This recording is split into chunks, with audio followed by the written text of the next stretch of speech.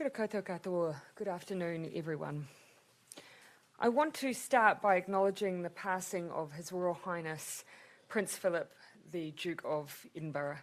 Our thoughts continue to be with Her Majesty the Queen and the royal family at this time. Prince Philip's links with New Zealand were many and varied.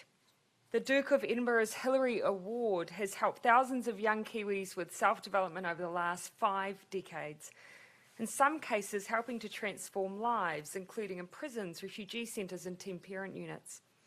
He was patron of the Royal New Zealand Yacht Squadron and a life member of the Aviation Industry Association of New Zealand. He was an honorary fellow of the New Zealand Institute of Professional Engineers, the Royal Navy Volunteer Reserve Veterans Association of New Zealand and the Royal New Zealand College of General Practitioners. He held ranks of Field Marshal of the New Zealand Army, Admiral of the Fleet of the Royal New Zealand Navy and Marshal of the Royal New Zealand Air Force. There are 3 condolence books for His Royal Highness at Parliament and 1 at the National Library. Visits and ceremonial events are also providing advice to local councils on setting up books in other centres. People are also able to email messages to condolences@dia.govt.nz. I can confirm that a state memorial service will be held for Prince Philip in New Zealand at 3 p.m. on Wednesday, 21 April, and we'll be basing that physically here in Wellington. The Governor-General and I will participate in the service, and we will put out further detail shortly. Tomorrow, flags will fly at half-mast, while the House sits for statements from party leaders acknowledging the life of His Royal Highness. It will then adjourn for the day. Flags will also be flown at half-mast on the day of the funeral in the United Kingdom and on Wednesday, 21 April, the day of New Zealand's State Memorial. A look now to the rest of the week. Tomorrow I'm in Wellington for the Notice of Motion in the House, but I'll also be presenting the Prime Minister's Science Prize at the National War Memorial. Wednesday is the House and Cabinet Committees. On Thursday, we will make an announcement on boosting mental health support in schools. Friday, I'll be speaking at the opening of the Convita Wellness Lab in Auckland and also attending Polyfest. Last Friday marked 1 year since the establishment of New Zealand's managed isolation and quarantine system, and I'd like to take this opportunity to once again thank all those who have worked so hard over the past 12 months to keep New Zealand and New Zealanders safe. When we set out our COVID vaccination program earlier this year, we prioritised workers at these facilities, along with those working at the border. I can confirm that as of this afternoon, that 86% of managed isolation and quarantine facility workers have been vaccinated. On Wednesday, we will provide an additional update on progress. But our position has always been that from a certain date, those not vaccinated will need to be moved from the front line. That date was previously set as the 12th of April through to the 30th of April. That's why we've had a very deliberate strategy around ensuring every person working at the border in an MIQ facility has had the opportunity to be vaccinated before we start working through the process of those workers being redeployed. As part of that strategy, we set up vaccination sites at workplaces. We worked with employers to make sure workers were given time and support to go and get vaccinated. We communicated directly with workers via letters and emails.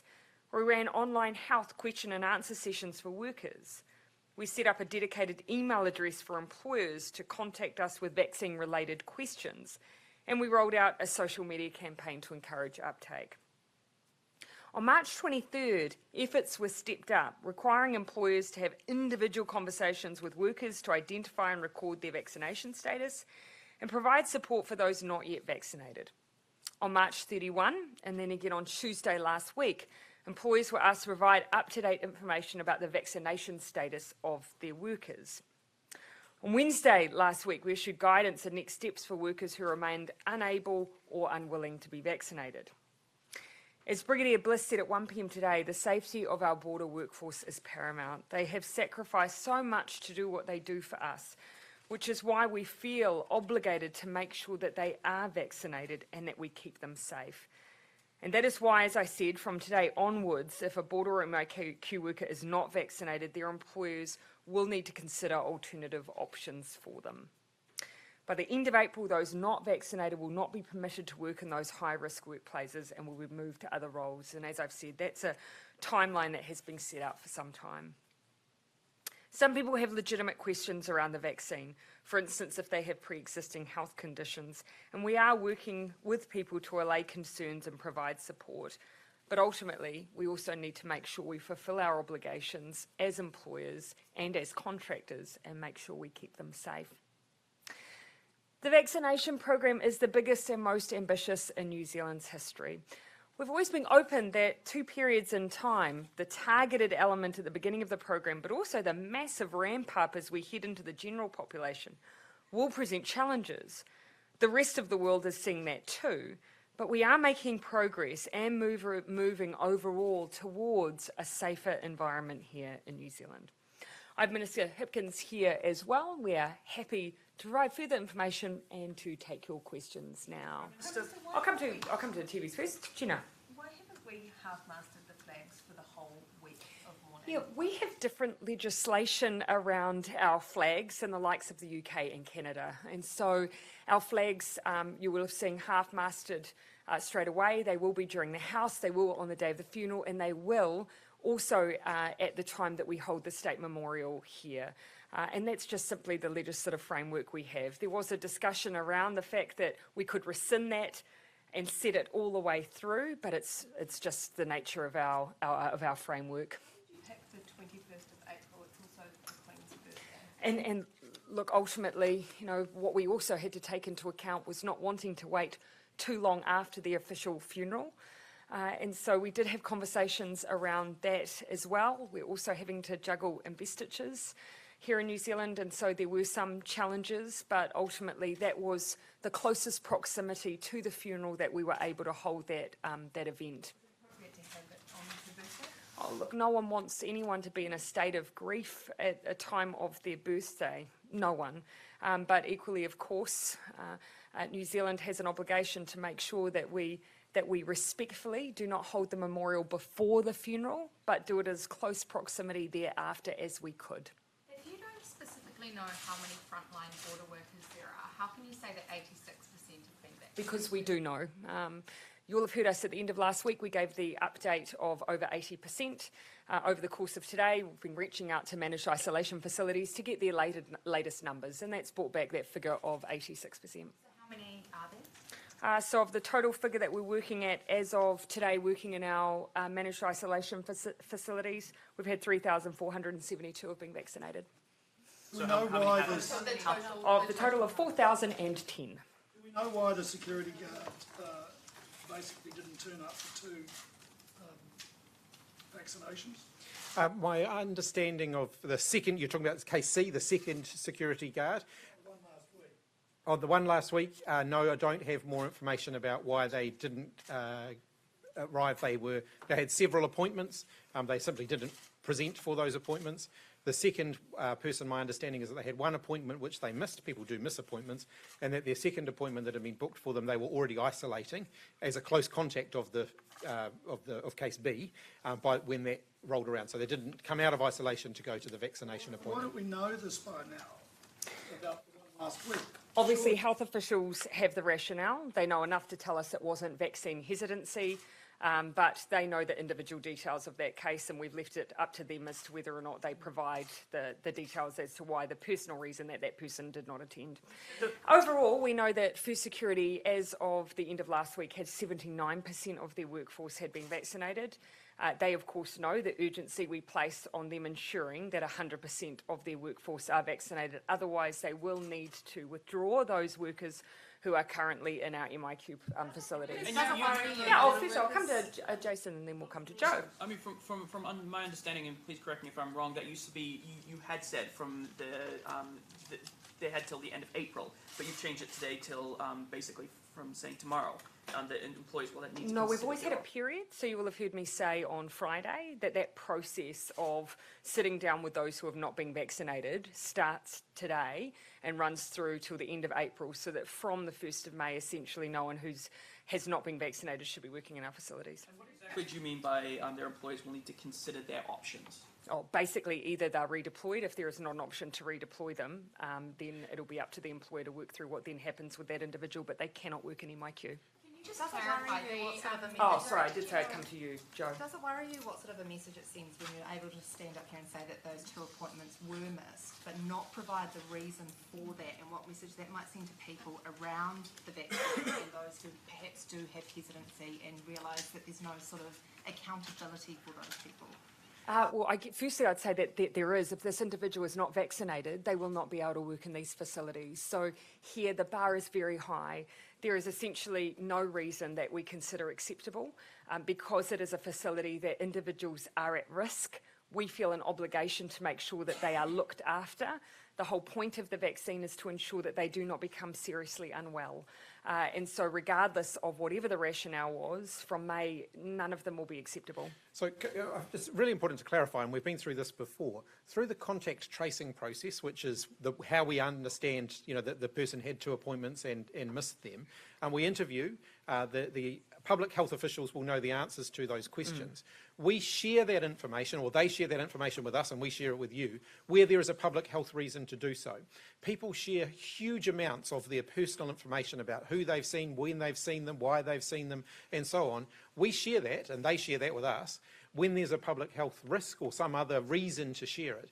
The fact that someone missed a vaccine appointment, yes, the public health people will know that. They have told us it's not because the person was vaccine hesitant, and I accept that as an explanation. But that doesn't mean that somebody who happens to have contracted COVID-19 has to share every detail of their life with the New Zealand public. Yes. At 1 PM, the Director General said he didn't know as yet how many border workers hadn't been vaccinated. How is it now that you're able to provide that? It's MB that are ultimately responsible for the gathering that information, so that doesn't surprise me that the Director General may not have had that before him at that time. We sought an update, of course, before we came down so we could provide it to you. You'll recall that on Friday, we indicated that it was over 80%. We're now at 86%. On Wednesday, we'll provide another update again on the progress that's being made, and that'll be provided by MB, who has responsibility for MIQ.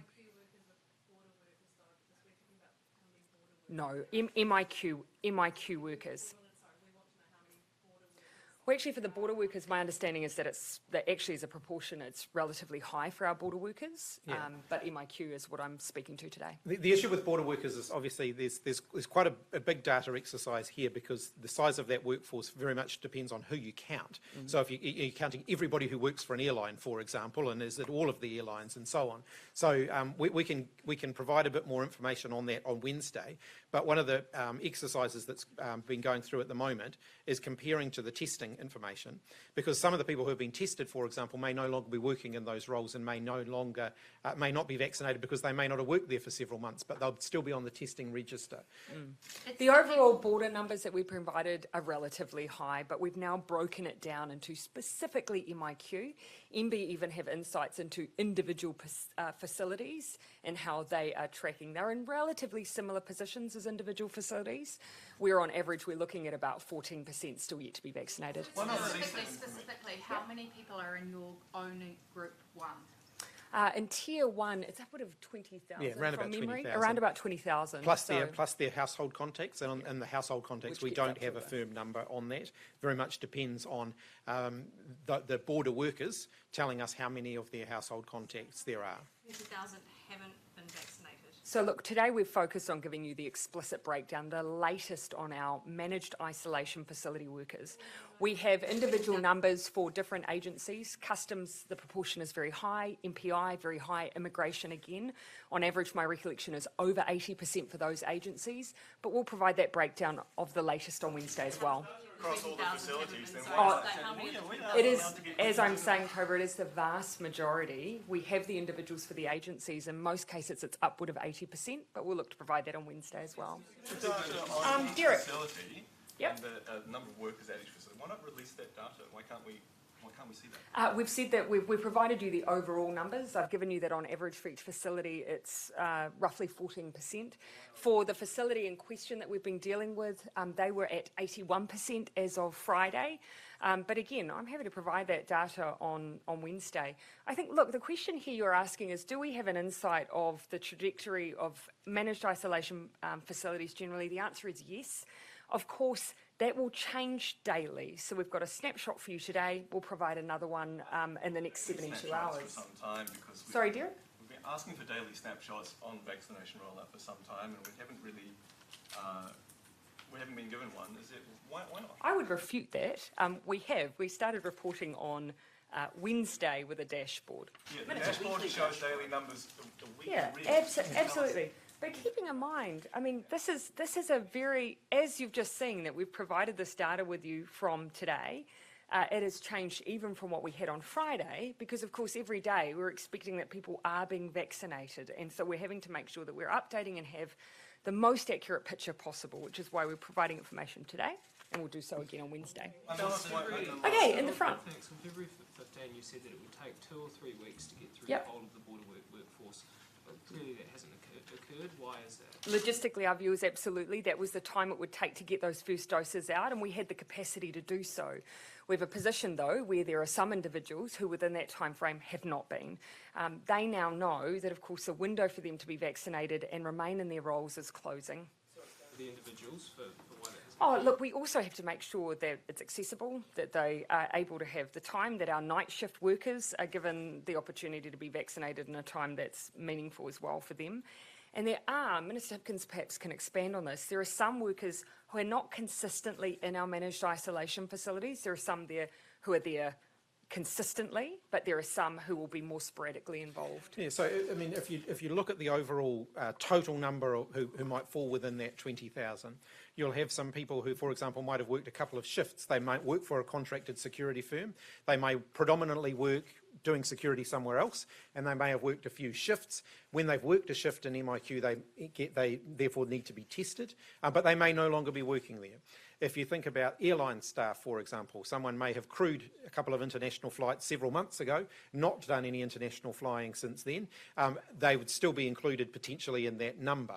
So one of the things that we've got to do, and we're talking about hundreds of employers, because you've got everything from Air New Zealand and our big government agencies who employ a lot of people, through to the small retail outlets that are working airside of the border, where they may only have a handful of employees who are working in them. So we've got to go through and identify each individual person, what their NHI number is, so we can link it to their vaccination record, and make sure that if someone hasn't been vaccinated, we understand the reason for that. Now, that's a process that does require a bit of manual reconciliation. Okay, I'll give you the last one and then I'll come to Benedict. On the surveillance testing, right? Brigadier Jim Bliss today was basically saying, look, this worker, they weren't tested within the 14-day cycle, and we can't tell when they were last tested. We have some information, but mostly all we get is a high level. This percentage has been tested. What confidence can you have that your legal order that these workers be tested every fortnight is actually occurring if he can't be confident in it? So we do have a register. About 12,000 active border workers are on the register, which means we're monitoring those 12,000 people. They are being tested. Their test results are automatically linked back into the register. We can tell when they have been tested and when they haven't. There are an additional group of workers where the employers are not using the register. They have been keeping their own records. I am making the use of the register compulsory, so this will ultimately address this particular data issue, and it is predominantly a data issue rather than an issue of people being tested. But that will mean that we will then have the complete register, so we'll be able to have all of that information in a format that's easier to report. When is that happening? How are you doing that? We've just gone through the legal process of getting the order in place. I haven't yet signed the order. I'm expecting that final order to come in the next sort of 24 hours or so. Then it'll be signed and that notification will go out. Keep in mind, in the meantime, there is a legal requirement on those employers to ensure that their employees are tested. So that is where the obligation currently sits. We've taken that extra set of then obliging them to share those records as well.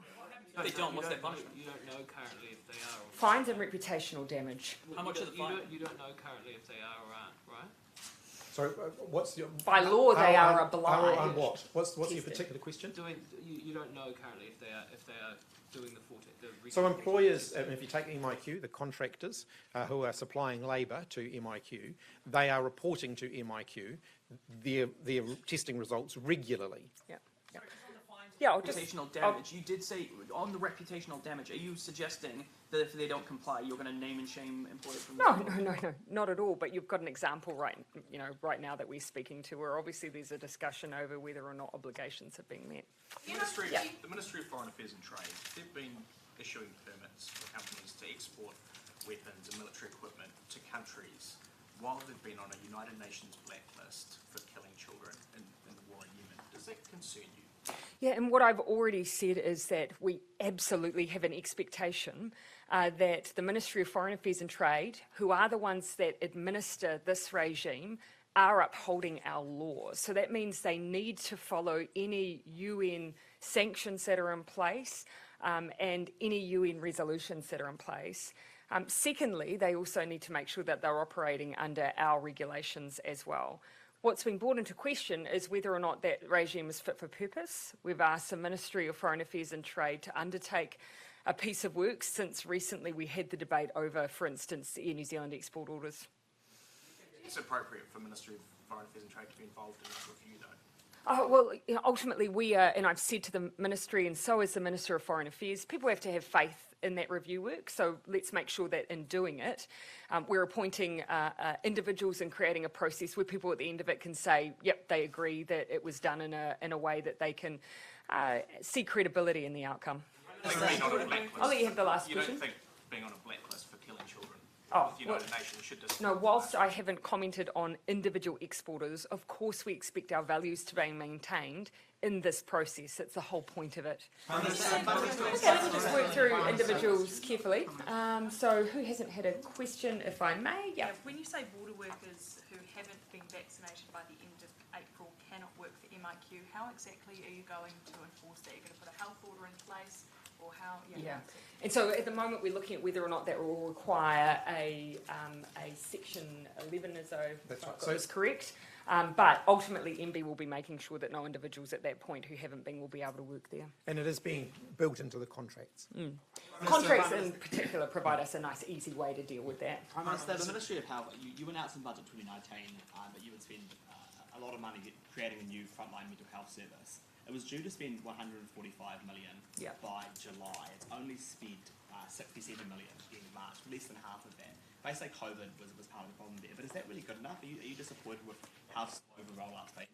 Yeah, and if we look at what we've been able to see delivered in that period, so this primary mental health service, which is essentially allowing people that when they go and visit their GPs, that if their GP has concern that they are in distress, that they're able to see someone straight away who can provide support. So that service now, I'm told, is reaching potentially up to 900,000 enrolled individuals who might be enrolled in GP services where that service is provided.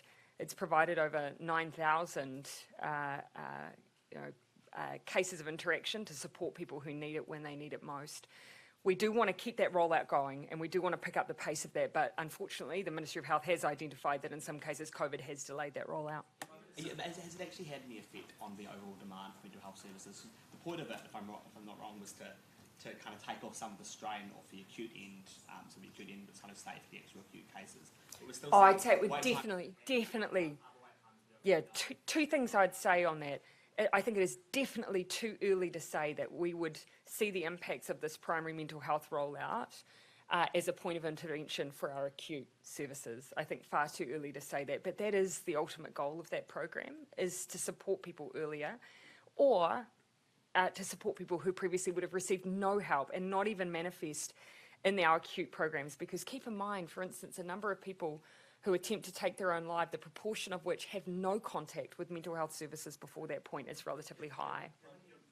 Expected to have an effect on acute services right now, if that's fair. Not necessarily. Why not give more help to acute services then, which are clearly under such serious? And I would argue you only had the help, but you had to legally give under the ring fence. And I would argue that, of course, we see that as well. I mean, look, I was only on Friday at the new the new improved services that have been built at the Mason Clinic. We've purchased extra property there to support those services. We are redoing acute mental health services in Palmerston North, in the Hamilton region as well.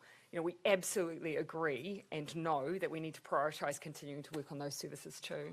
Prime Minister, just on tomorrow's Just on tomorrow's motion for Prince Philip in Yeah. the House. Sort of what will that include, and what is the significance of that, particularly with the House sitting for a motion and then rising straight away for the rest of the day? Yeah, and look, in these cases which are infrequent, it's about making sure that we demonstrate the respect and regard for which we hold the Duke of Edinburgh, and just demonstrate, of course, that we acknowledge the impact that this will have on the royal household and our situation, of course, with our head of state. It gives every leader of the House, leader of the parties, a chance to reflect also on their perspective of the contribution that His Royal Highness had within New Zealand as well. You know, that conviction was significant, particularly for our armed forces. That is being acknowledged and has been acknowledged in the fact that our Defence Attaché is one of a few members who have been invited to be a part of the memorial service. And that's an acknowledgement, I think, of a connection that the Duke of Edinburgh had to New Zealand and our Defence Force. There are now 3 cases linked to the Grand Millennium Hotel, but Australia hasn't changed border settings. No. Now, obviously, back in January, it only took 1 case for Australia to close its border to New Zealand. Why do you think the changes happened? Has there been some sort of shift? Is there better communication? Is it an agreed Trans-Tasman bubble protocol? I think it's just a demonstration of the fact that every case will have its own circumstances. So what we were dealing with in Northland was a situation of a released person who had come through our border system, was found to have contracted COVID late in their stay, and then had a number of, obviously, locations of interest. However, this case, someone's been picked up in our surveillance, they're linked to a known case, the locations of interest are small, very good communication between our officials. So that doesn't surprise me. I think each circumstance won't necessarily be about the number of cases, but the circumstances around those cases. Would you agree with me, Liam? Prince Philip. I mean, obviously his death has been given the reverence it deserves, Yeah. but there's a sort of unmentioned tension around his record of making racist statements, his links in New Zealand to his family as colonisers. So my question is, will the memorial service, will that attempt to square the circle of his legacy, or to deal with that challenge, or would you advise people that feel that way just to tune out of these days? I'd just say that, that through our history, of course, we will have, challenging elements to the foundation of our history as a nation. But now also offers an opportunity for us to acknowledge the contribution of someone who ultimately, no matter what anyone's opinion will be, who ultimately gave his entire life almost to the service of others. And I said this at some other point today, when we come into politics, I think we very knowingly do so for a particular period of time. We often don't know how long that will be, but we for the most part know it will not be the majority of our working life. But for Prince Philip it was, and he knew that, and I think there's something very significant about that. Open letter from Health and Social Services today regarding drug reform. What is your response to that letter, and what consideration will your government give to changing? Yeah, I want to absolutely acknowledge the purpose and the point of why they are raising the issues that they are. In fact, as a government in the last term, we saw some of those issues around how do we reduce the harm that's being done amongst those particularly who are not the suppliers, who we still believe we need to go hard against, but those who are found to be in personal possession. We changed the Misuse of Drugs Act to oblige the police now to make sure that they take a health-based approach for those individuals, regardless of the drug they're found in possession of, unless it is not in the public interest to do so. We've seen as a result of that a real decline in the number of people who are going before the courts. It's sitting now at about 40% for certain drugs, 20% for cannabis, which has remained about static. What I'd like to do now is dig into that in more detail. Is it achieving the goal we set, which was a health-based approach, or are we seeing a bit more of a subjective approach being taken? And that's a conversation I'd like to have with some of those organisations. Memorial service. Can I add one more thing? I do think on an issue like this, you know, it would be helpful if Parliament took more of a bipartisan approach. We have already made significant moves to make this a health-based issue, but I really would challenge, for instance, the National Party to consider their position on this issue, because they criticised us when we did that, and I would like to see whether or not Parliament can reach some consensus on these issues. Yeah.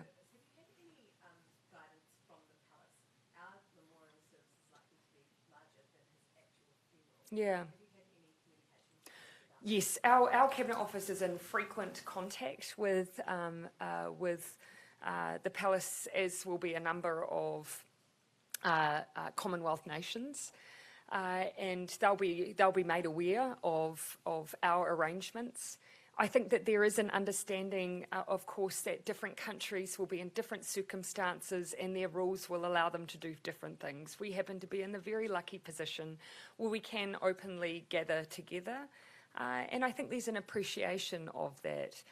But at the same time, there is, of course, the opportunity for close family and friends to be gathering for the Duke and the United Kingdom itself. Rather unusual, isn't it? It is a very unusual set of circumstances, but I think that just speaks to the hard work everyone has done here. We, however, have experienced times where we've not been able to have large numbers gather for funerals, and I think that gives an added appreciation for all New Zealanders who understand how sad it is when that's not a possibility. The final count in the Samoa election is underway. It's Yeah. very much still in the balance. How do you think the sort of competitive result, whichever way it goes, will affect Samoa-New Zealand relations? And do you have any concerns about the potential for instability in the Pacific, given the possibility of a deadlock, or there's been allegations of electoral fraud made by Prime Minister Tuilepa against FAST? Does that concern you? Oh, look, when it comes to some of the exchanges between political parties, I won't venture into that space particularly.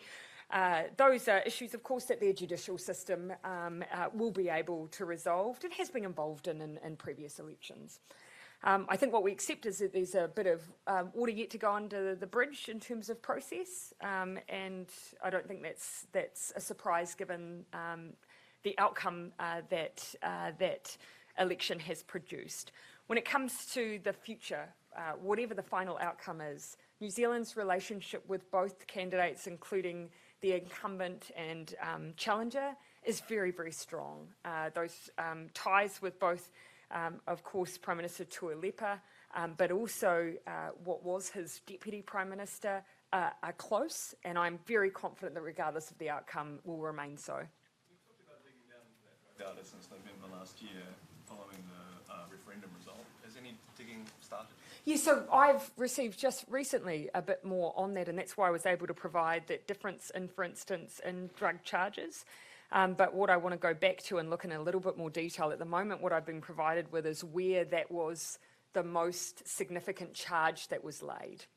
Whereas what I hear continues to be an issue is if you have someone who has received multiple charges, where those possession charges are still featuring more prominently. So I just want to get into a bit more detail around that. It is something that I do want to provide more publicly, because I think this would be helpful for us to be able to see the effects of those law changes, whether or not we think it's having the desired effect, which ultimately is for individuals in individual possession. Let's take that health approach. In January for the weird drug possession. Sorry, what was that, dear? The data in January for weird drug possession was the most serious charge. Still showed a third of those people going to court, and still showed about 114. The most recent I have. Oh, is that for overall or broken down? Most serious charge, drug possession. But for cannabis or for all? Yeah. And so, as I say, the data that I've seen, and if my memory is serving me correctly, is that for cannabis it looks a little more static against previous years and is sitting at around the 20% mark. Methamphetamine, it's come off a very high percentage where almost always there's a charge placed down to about 40%. Well, I think ultimately the goal was that for possession we were moving people to a health-based approach. We were treating the cause of the issue. And so unless there was a public interest reason not to do so, I'd like to hear, through perhaps case studies, what are the public interest tests that are being applied here? Where are the police making those decisions where they believe a charge is still appropriate? Okay, I'm going to just narrow down to a couple who have not yet had a question. Janae, and then Richard. On electricity, there are some manufacturers that are curtailing production of their goods because wholesale prices are really high. Yeah. Is the government looking at changing any of the rules around the way the market's regulated or anything like that to try to prevent the situation where manufacturers are having to cut back? I do believe that Minister Woods is looking a little bit at our current situation. Best to get a quick update from her as to what she's commissioned from officials. But it is fair to say we're keeping a very close eye on what's happening in the market at the moment. And there's a range of contributing factors to why we're seeing what we are right now. Do you have any response to the letter from the National Party last week seeking an extension to the consideration of the Climate Change Commission? Oh, I don't know that. I personally can't give you an update on that, Richard, so I'm afraid, so I'll need to come back to you on that. On testable drug testing. Just check who hasn't asked a question. Everyone has, so I'm going to take final two. Yes, I'll give you one, Henry, and then I'm going to finish with you, Joe. On testable drug testing, you said the government indicated last week that you Yeah. made the new north permanent. The operators weren't actually able to be at most of the largest festivals in the country because they have enough funding to buy the very expensive equipment that's needed. Are you looking at all and maybe possibly funding drug testing at all, or is that a red line you would cross? No, look, I wouldn't say that it's something that's been ruled out. It's just not something that we've considered. You know, our focus was just getting the regulatory regime in place that would allow the testing to occur in the first place. So that's not a question that's been put to me. It's not an issue that's been raised with me directly around the abilities. I would like to see, I mean, for the most part, you do see festivals held at different points in time. What would be useful is if we could see a little bit of rotation moving across the country to enable wider use as possible. Mr Hopkins, does it sit comfortably with you, the increase in money being spent on contractors? Obviously in health you would accept that given the COVID situation, but the likes of the Ministry of Transport, for example. Does that sit comfortably with you given your own motivations to actually see a reduction there? The government's expectations are really clear, and we are seeing the percentage of overall expenditure on consultants and contractors going down relative to the spend on people who are employed by the public service. But yes, COVID-19 has resulted in an increase in some areas. Some of the big change proposals have resulted in an increase. And in places like transport, where it is largely a contractor-led industry, then you will see increases because we're doing a lot more in that space. What was that? What will you do in the Ministry of Transport space that's required? Well, we're building more roads. You're building more roads? Yeah. Okay, including for public transport. I mean, the spend that we've got across transport is significant. It is one of the most significant contributing factors to our climate profile. So we also have a considerable program there to try and transition away from the ongoing contribution of transport to our carbon emissions. So I think if you talk to Minister Wood in particular, there is a significant work program that's going on in transport. You've been critiquing us on things like light rail as well. You'll know. Thanks, everyone.